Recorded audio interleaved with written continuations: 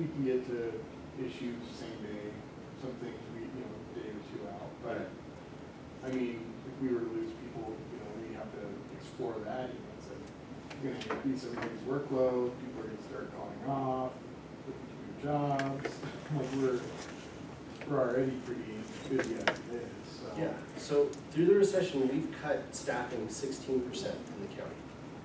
124 jobs, I guess. We've cut a lot of jobs, we've combined a lot of duties, and that's, I guess, that's the conversation we want to have is, yes, we probably could cut a position or two here or there, but what does that do to your good people, your best people? Your best people are usually the most mobile. Honestly, you Right. know, Right. in part of our discussion was looking at long-term, how's this gonna affect us, and it's like, like I said, it's gonna just cause burnout with employees, and it's very, I know, at that point, you have to consider people are probably gonna leave, go for different jobs, and that's just gonna decrease your productivity even more. So that, you guys are living that, okay? You can actually speak to that. Like, what if 20% of your staff had to leave? We have 3 people in HR, right? The standard for an HR group is 1 HR person for every 100 people. We have 3 serving So you're 600, and we're about half of what we should. If we lost another person, can I keep Eric around? I don't think so. Admin as a whole, we had finance, everything, had 12 people in 2008. We have 7 now. And so, it doesn't feel like that, but we're running a vacancy right now. But we talked about the workload is there for everyone. Sheriff, law enforcement, we were talking with the sheriff yesterday about what happens if you take 8 patrol deputies out. Why would the That's cut what have Liz to said. come from the patrol deputies? So, good question. So up to this point, all the job loss has been focused outside of law enforcement. The sheriff has been a fantastic partner this whole time. He's done without, he's gone getting grant money, he's brought in federal inmates, which brought the county money. He does not keep any of that. He says, general fund, I know you need it, you have it. He has been the best partner in the world. We've been able to avoid job loss in law enforcement. As we look at a cut this big, you have to include law enforcement. They're too No, much I'm in the just budget. saying, why would it have to be officers? Why not cut in other areas? Not all we have. I mean, Yeah, that's all they have. Oh, no, it's not. what do we have? We have volunteers that do a large portion of our work. Yeah, but I mean, a lot of your cost, isn't it going into like vehicles, paying twice as much for radios, doing all this, you know, because those are all areas too that are quite That's a just lot. a one-time cost versus a No, they're not Yeah, versus long. a long-term annually everything. So we have 54 sworn if we're full staff, from the sheriff down to the newest deputy. Okay, how many SAVs? Well, they're not paid. So we have, what, 4 people up front, civilians? Some are part-time though too. 3 or 4, and that's about it. Then we go to the jail, and if you go cut in jail, you have to have a certain amount of DOs on duty, because you have all these pods, and you have to have a minimum of 6 or 7 working. You can't say, well, let's cut the jail and only have 5, because you have all these pods, and you can't leave inmates unattended. Right, I And you understand. have to separate males and females and juveniles and high risk and sex offenders, and you have to keep them all separated, so that takes more deputies. But if you just say cut radios, that's a one-time cost versus a employee salary cost. Well, I mean, the cost of what you're paying for each, I mean, and it's not, I mean, it's one time per vehicle, but you've got what? You know, 6 or 8 new vehicles every year, and you've got, I mean, Yeah, a lot of them are grant funded, and a lot of those vehicles have over 200,000 miles. well, I know I'm driving one with you. Right, so, but it's also the safety of the officers driving them as well, and they go, I mean, they're on county roads, so they go through not just paved roads, they're on, you know, Oh, I know, I've driven those roads too. right, so. Yeah, so the idea of, okay, we're missing this, maybe there's an opportunity in this radio, we want to hear that.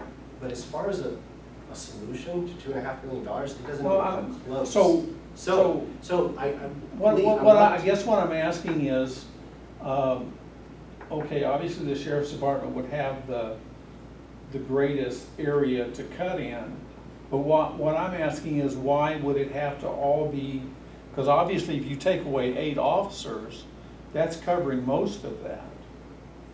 Why not cut in other areas? It's covering a portion. So 8 officers is about a 20% cut in their stuff, because it's 8 deputies, it's 13 detention officers, and 4 to 5 support staff.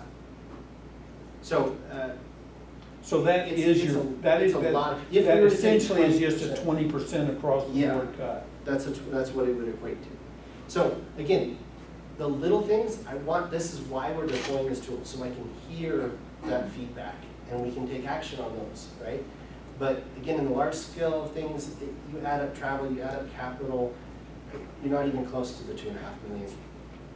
We And still that have goes to- away in 2020 or in 2021? So it'll start going away next year, and then Cholla has to be closed and done by 2025. Every indication that they've given us, APS, is that they will close sooner than that. So that's, again, we have one opportunity to try to make a change here to set us up. And what are the reasons that that power plant isn't attractive to other power companies? Because you're getting into big economic. Yeah. Let's talk about the budget, but there's several really good economic reasons. It's just not viable for another company. No one wants to get into coal power. Right. Solar is getting big, and then you have natural gas, which is so much quicker and easier to do. Yeah, we're too high of an altitude for it to be effective. It's just not a viable source of power anymore in today's economics. So we'll put this out, but what else? Please hit, when you're done here, hit the submit button if you need to unlock some of the And go computers through all and the, I'm not a robot thing. So, so please, I'm really curious to hear I'm your gonna thoughts. sign your name. But yeah, this was kind of an exercise in futility a little bit to help you see how difficult constraints there are. It is. So, we want to talk just a little bit more, and one kind of thing here I wanted to share was transparency is expensive. You've heard, government moves too slow and it takes too long. We're going to talk about purchasing here. Purchasing IT equipment sometimes can be a little cumbersome. There's a reason for that. We have to do it that way. It's not by choice. It's not just because governments want to be lazy. Because we have to be transparent. You can do your timesheet, and you have to have somebody else sign it or authorize it. You can cut a check, but you can't sign that check. There's separation of duties there. And this is all mandated by law, and through this transparency, we want government to be transparent. Transparency is expensive. It takes longer. It takes more people to be transparent. And so we're talking a little bit about that in purchasing. So I'm gonna play you guys a video.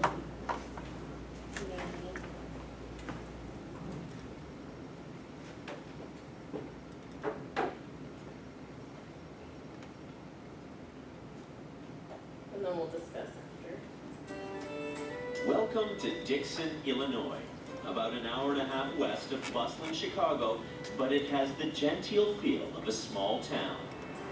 From the Dixon Arch, a lucky horseshoe that hangs over the quaint community, to the bright white boyhood home of Ronald Reagan. Reagan isn't just Dixon's claim to fame, he's a symbol of the town's virtue. Over at City Hall, generations of mayors have kept watch over the town and its traditions. That job has now fallen to Jim Burke, Dixon's mayor for the past 15 years. If I want to find out what's on the people's minds, I go through the Walmart store, and I find out before I leave there what people are thinking about. Nobody's afraid of sharing their opinions with No, you. no, not at all. Mayor Burke may have the office and the title, but as everyone knows, it's the treasurer who really runs the town. And for more than 20 years, that person was Rita Crunwell. Looking at her Dixon High School yearbook, she looks like she was born to be a bean counter.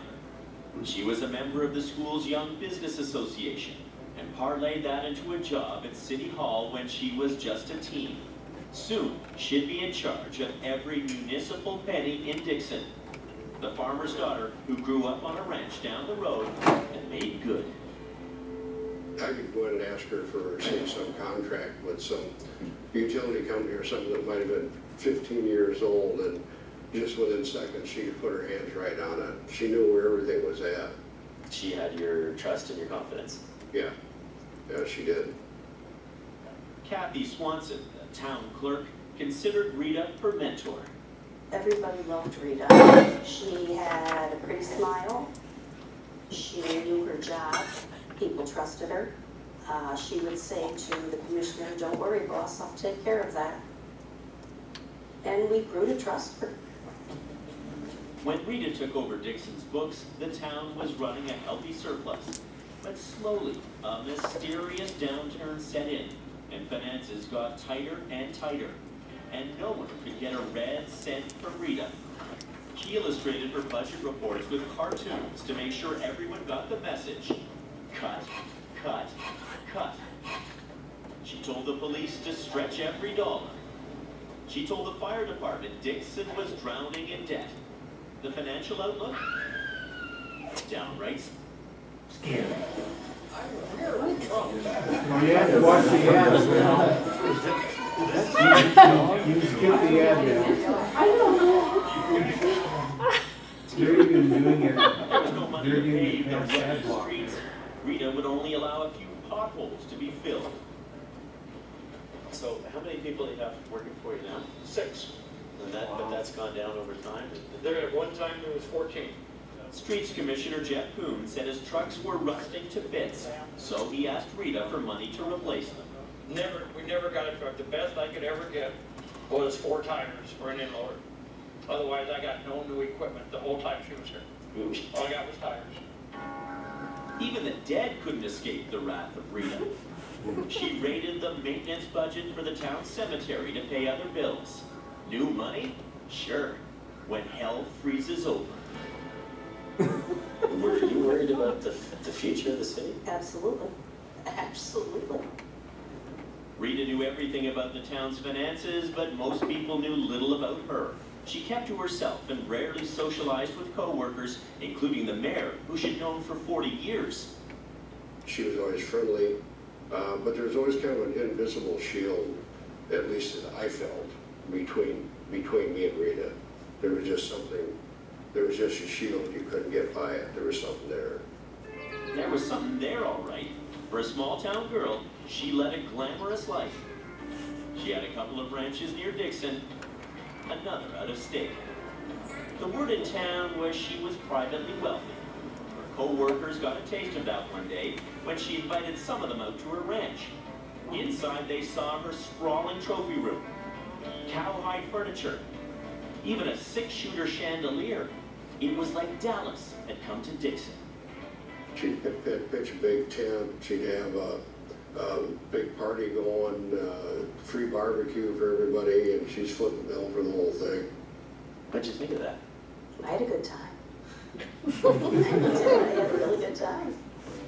To her colleagues, she still may have seemed a bit distant. Dixon's Dr. No. But it turns out she had a heart for her horses. Last year we showed him in the Masters at the Congress, and he won there, and then he won the Open and the Amateur here in the Wayland class. She scores. Makes me cry because she's one of my favorite mares. Teacher number 536, I Execute class. Owned, shown and bred by Rita Cromwell, Dixon, Illinois.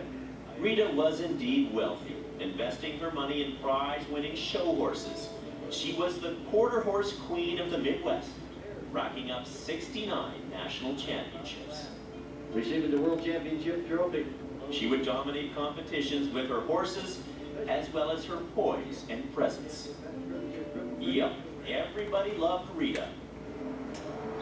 But in a small town, people began to whisper, where was she getting the money to bankroll this lifestyle? Where did you believe her wealth was coming from? Yeah, I thought it was all from the horse business. She had this ranch, and it's like, well, she's really doing well in the horse business. I honestly thought she made her money in the horse business. Dixon, on the other hand, was bleeding money. The mayor had this gnawing feeling in the pit of his gut. He went to Dixon's outside auditor to see if she suspected that maybe, just maybe, Rita was up to something sneaky. She said, we handle a lot of communities and a lot of county governments, and she said, I'll tell you one thing, there isn't anybody that smarter handles the books any better than Rita Crunwell. So that sent me out the door with my tail between my legs. Oh, but this tale would take a twist. One day, when Rita was away at a horse show, Kathy Swanson was going through some financial records, normally for Rita's eyes only. That's when she stumbled upon an account she'd never seen before. She went to the mayor. I said, Jim, I think something's terribly wrong. So I told him about the statement. He said, go and get it. He made a copy of it, and he said, I'm going to call the FBI. Could it be that Rita Crunwell, Dixon's longtime treasurer, treasured and trusted by all who knew her, was a crook? You betcha. Even more shocking, she'd been draining Dixon for more than 2 decades.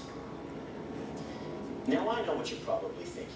How is it that no one at City Hall could figure out why the town had no money? Well, every year they'd open their books to auditors. In fact, Dixon spent about $1 million on professional audits for the 22 years that she was embezzling money. And audit after audit, year after year, even the accountants couldn't figure out that Rita Crunwell was robbing Dixon blind. So how did she pull it off? Well, first she made herself the lone signatory on all checks signed in the name of the city. Then she created a fake municipal account called the RSCDA, a fancy acronym for what was really just a slush fund. Then she would forge invoices to transfer money into that account. It began in 1991 when she skimmed $181,000. Year after year, Rita's riches just kept growing. She went on a spending spree. She had 400 horses. She bought an RV with granite countertops and stainless steel appliances. Price tag, $2.1 million. She bought a vintage Corvette for her boyfriend. A condo in Florida. For Rita, life was good. But like all good things, they must come to an end. As the FBI was busy building a case against her, both the mayor and the town clerk had to play along. They couldn't let Rita know they knew. Kathy Swanson said she had to bite her lip, given the fact her pay, like all city workers, had been frozen for years by Rita. I definitely thought she was greedy. I was very angry, but I couldn't show it. When she left to go to Florida, I mumbled to myself, you better go and have a good time, because it's probably going to be your last time going to Florida. In April 2012, the FBI arrested her. Rita admitted stealing $10 million. The truth would soon come out, but not from Rita, who through it all remained tight-lipped. Ms. Crunwell, seriously, is there anything heartfelt you want to say to the people of Dixon? It was a long time you worked there.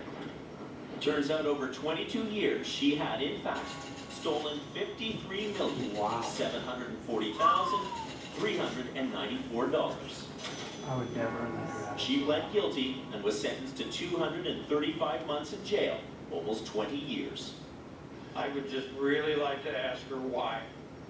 Was it that important to live your lifestyle to hurt this many people that you did? How could you take that from your fellow Dixonite, from your neighbors, from your friends, and just no emotion whatsoever about it? But the genteel town didn't get mad, it got even. Remember those auditors who for 22 years failed to catch on to Dixon's disappearing dollars? Well, now it was payback time. Tonight, the city has reached an out-of-court settlement with auditors with the bank in connection with Crunwell's thefts. They settled all right for a cool $40 million. But Dixon wasn't done with Rita yet. The town staged a huge fire sale. Everything Rita Crunwell owned was seized and sold at auction. What made it look like a festival was actually an auction. Local media dined out on the story. Suddenly, Dixon, once famous as the hometown of Ronald Reagan, was now known for Rita Crunwell and corruption. And Dixon was going to make a buck off it. 750, that's 775. Sold $775,000. That was a horse sold to a Canadian, by the way. All of her horses, including Have Faith and Money and I Found a Penny, were snapped up, along with her boat, the grand piano, the tanning bed, the trucks, and the big ticket item, the multi-million-dollar motorhome, sold to the highest bidder. But it was the monogrammed RC items that sold for a premium. Seems people wanted a piece of Dixon's criminal history. Go underneath, you can see what kind of a rusted out mess that is. Now the streets commissioner, who could only get tires from Rita when he wanted trucks, could finally see where all the money had gone. They estimate it's over $500,000 worth of jewelry. And there's a huge list that came out. My wife would just drool and says, "Do you realize how much these are?" Ah, yes, the jewelry, the rings, the necklaces, even the diamond-encrusted SpongeBob SquarePants pendant, going, gone. The auction raised another $10 million. Commissioner Kuhn? Here. Mayor Burke? Here. Back at City Hall, budget meetings are a little different these days in Dixon.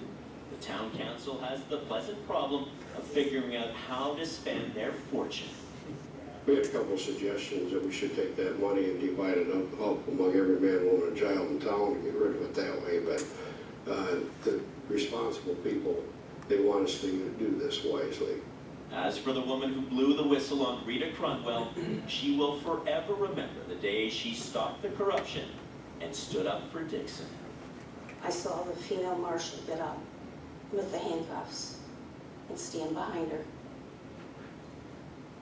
And for closure, I closed my eyes and I listened to her click the handcuffs. And to me, that was the end of the whole ordeal.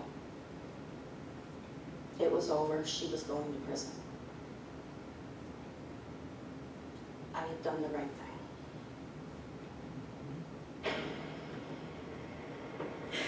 thing. So why were they not required to have two different signatories on the checks? Because she set it up that way. Yeah, so that's an interesting topic. No check and balance in that way. Right. That's what I'm asking, why was there not? Why wasn't there a requirement, you know? Well, and you have to think about, they are a small town, so they weren't, you know, a county or. Maybe they were so lean, they didn't have another human resource to be the second. That's right. So the check and balance was foregone and they lost millions. So,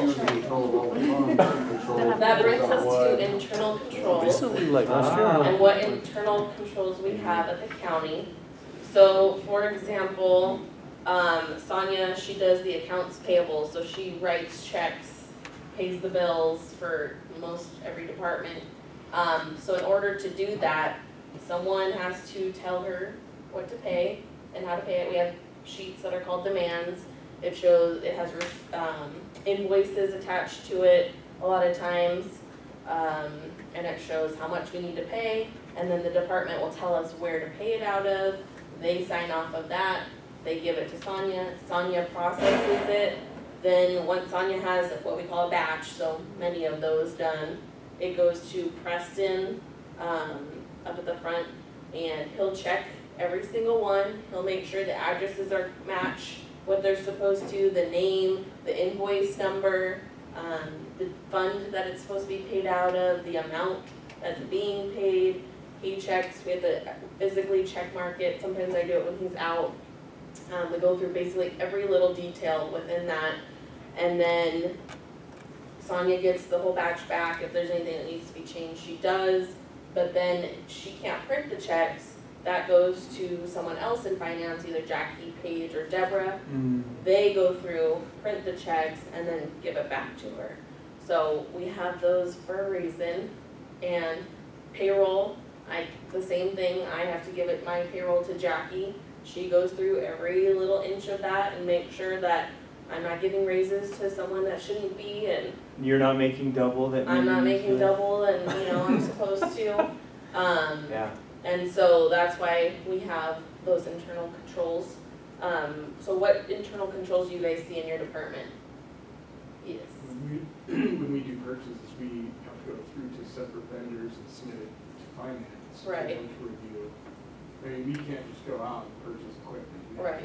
We have to have it cleared through finance. And then, of course, you know, we have our reconciliation that goes through so the purchases we do make. Right.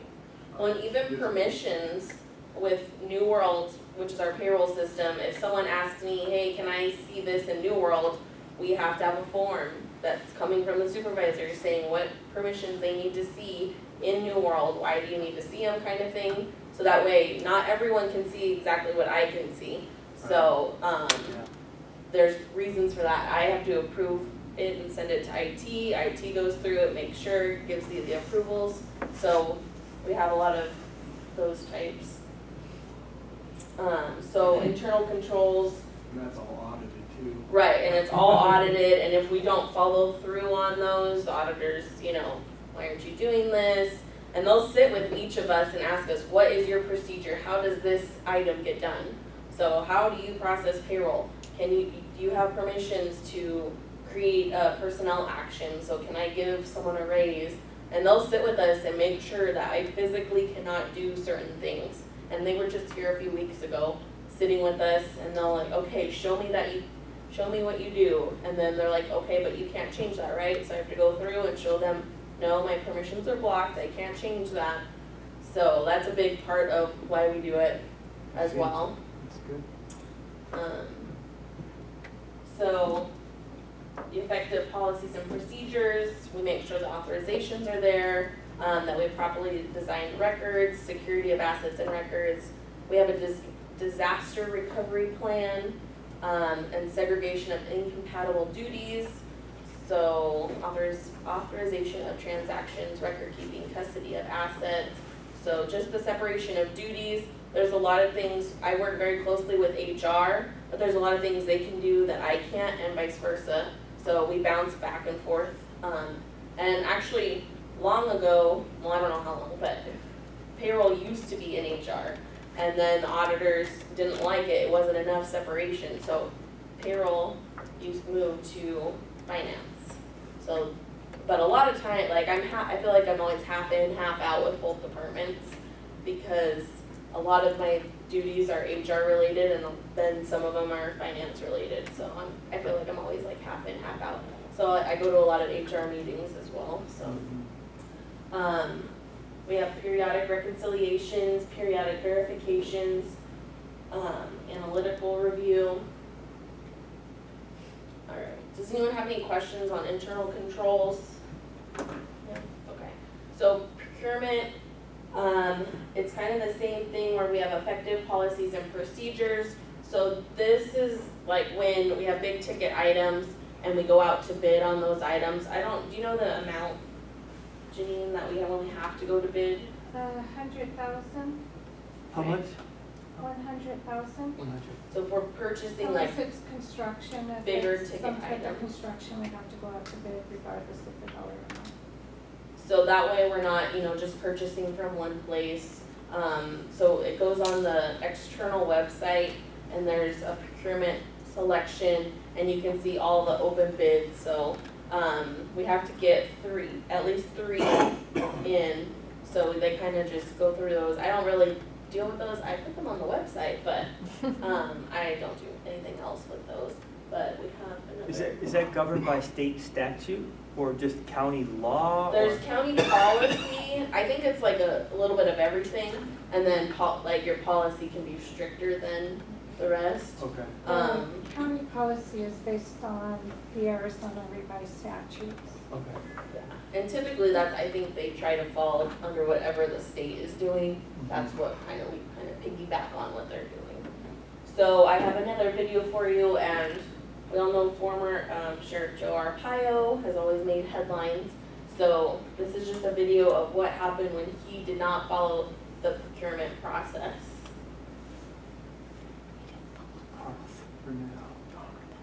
Well, there is a lot of controversy over the money being spent in Maricopa County and what Sheriff Joe Arpaio is doing with it. Reporter Andy Ellison was at the meeting of today's county supervisors where the sheriff's spending came under fire once again. Yeah, Emily, this is a battle that has been going on for years, a battle over...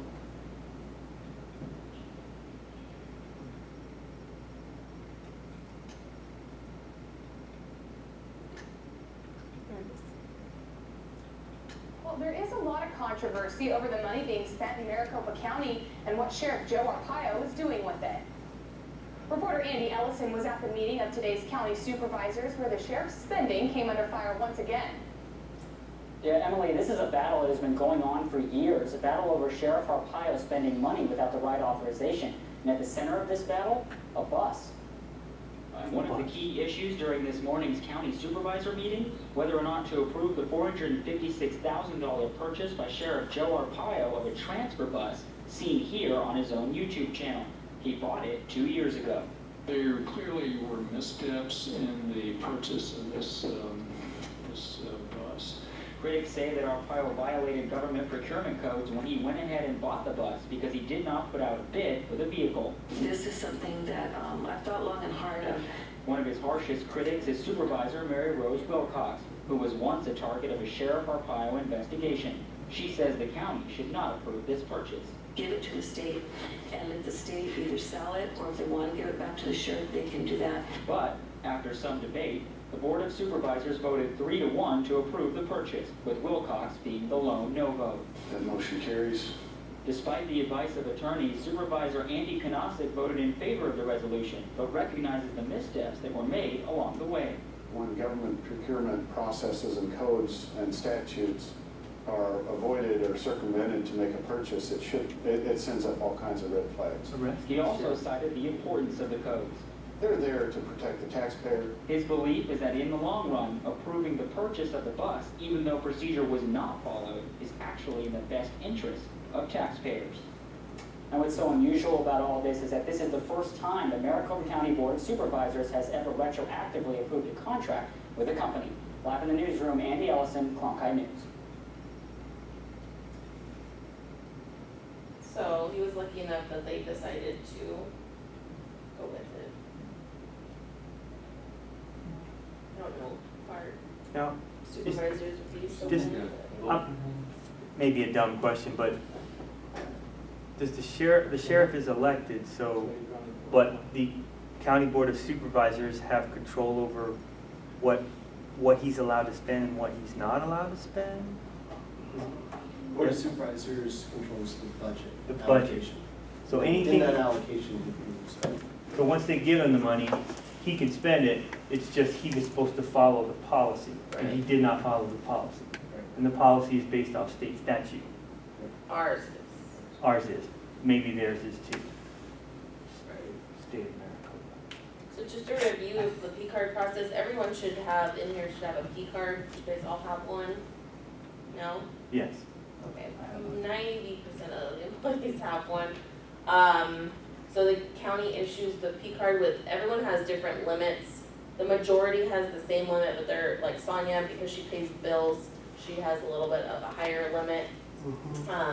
But this enables employees to use it for travel, so you're not paying for travel out of pocket and then getting reimbursed by the county. So that's really nice to have. There are some counties that do require you to pay upfront for your own money for travel. And so it's nice that we have the P cards, so we can, we don't have to do that.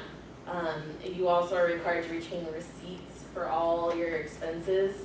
And when you reconcile your P cards, make sure you have all those receipts together. So that's a big deal. And all P card transactions must have a secondary review, so someone's approving your transactions when you use your P card. And the procurement rules apply to P card transactions. P card is only a payment vehicle. There are a few things you can't use to purchase on a P card, which is ammo and alcohol. I think those are the two major ones, so those are things you cannot use. An unauthorized use of P card is subject to disciplinary action up to and including termination. So just make sure that you're only spending it for county use. We have had people that accidentally swipe it on their personal, and then as long as you pay us back right away, but try to be cautious of which card you're using when you're at Another Circle K or wherever. But it has happened, so. Does anyone have any questions on the P card? Okay, so travel policy, I'm not really gonna go through the travel policy, it's just that we have it. We're just talking about things that finance kind of keeps up to date. Again, on this, we kind of piggyback off of the state, so whatever the state limits are set at are pretty much what we are set at as well. And so this is just a little article about someone who was abusing their pay. So the House Oversight Committee says the GSA paid $750,000 in travel expenses for about 95 officials working from home. Even former GSA official Jeff Neely, who was exposed for using taxpayer money for personal expenses, was surprised by this number as he expressed in internal emails. He wrote to a colleague, "Oh my God, well, this is a fine mess we've gotten ourselves into." So it's just kind of a reminder that you may not think you're gonna get caught, but you will eventually. So, and this is just a list of all of the duties that we have in finance. And again, we've gone from 12 people down to like 5 or 6. So we take care of a lot of items and things. Do you guys have any questions? Audit's done by the Department of Revenue, or is that somebody else, a different entity? The Auditor General, who's through the state. We have a few audits that we can go through. Last year, we went through a ASRS audit as well, and then the year prior, we actually had a federal audit. Different Yeah. places. So we can pretty much be audited for anything. And I do a lot of times, like I'll say, if I tell someone something like per auditors and it's really, I'm not just using that as an excuse, it's really because we have been audited before, so we have to keep track of everything and make sure everything's processed correctly.